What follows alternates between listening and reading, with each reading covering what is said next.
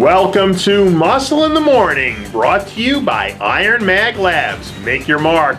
I'm Dave Palumbo, and today is Tuesday, September 6th, 2016. And let's find out what's going on in the world of bodybuilding and fitness. Less than 2 weeks out from hitting the Olympia stage for the fourth straight season, Steve Kuclo looks like he's closing hard down the home stretch. After a top 10 finish back at the 2014 Olympia, there were high hopes for Kuclo heading into 2015, but unfortunately for the King Snake, he just didn't show up ready to strike. This year, Kuclo seems to have regained his old form and can really be one heck of a problem to contend with when he puts it all together like we saw back at the California Pro.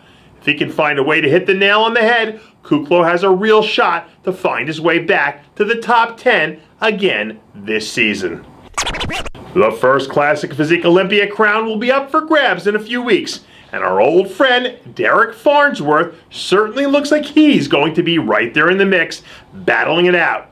Since making the jump over to Classic Physique this season, Farnsworth really seems to have found his natural home, collecting 3 straight top 5 finishes and looking very comfortable doing it.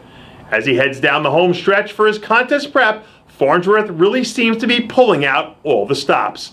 A 100% Derik Farnsworth is more than capable of being a top finisher this year, and if he winds up in the top 6, it will be one of the really good feel-good stories for the entire weekend. You don't have to double-check your phones. These pictures aren't filtered. William Bonac really is just that nasty. A few weeks out, looking to deliver his second straight standout Olympia performance, William Bonac is looking as good as we've ever seen him. Last year, Bonac and his 8th place finish were one of the real surprises of the entire weekend, as the Dutch Destroyer came in and cleaned house with what was clearly his best overall look of his career. Bonac sat out the entire early part of the season in 2016 to focus on his Olympia prep, and if he can tighten things up by a few small percentage points, there's a legitimate shot that he could wind up being a top 6 finisher. There's a very short list of women who could really challenge for this year's Physique Olympia title, and there's absolutely no way you can have anyone other than Autumn Swanson's name locked in at the top of the list. After a dominating performance back at the Arnold Classic where she won, Swanson has continued to take things to the next level and really seems poised to bring in a look that's going to give people fits at this year's Olympia. From a conditioning standpoint, I don't know if anyone in the women's physique division is doing it better than Autumn Swanson right now. And something tells me that this impending clash between Swanson and reigning champ Juliana Malacarne is going to end up being a whole lot closer than most people would have ever anticipated.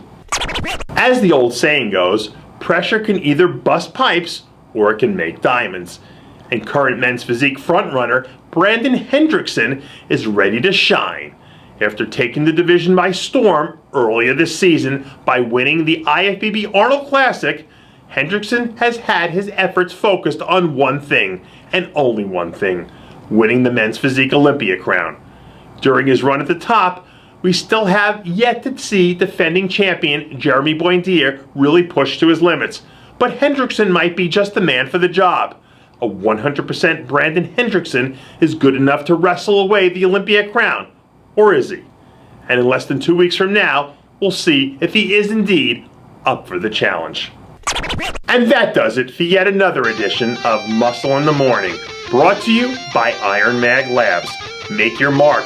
Check out IronMagLabs.com today. I'm Dave Palumbo, reminding you to always be true to your passions, and make sure to follow us on Facebook, Twitter, and Instagram.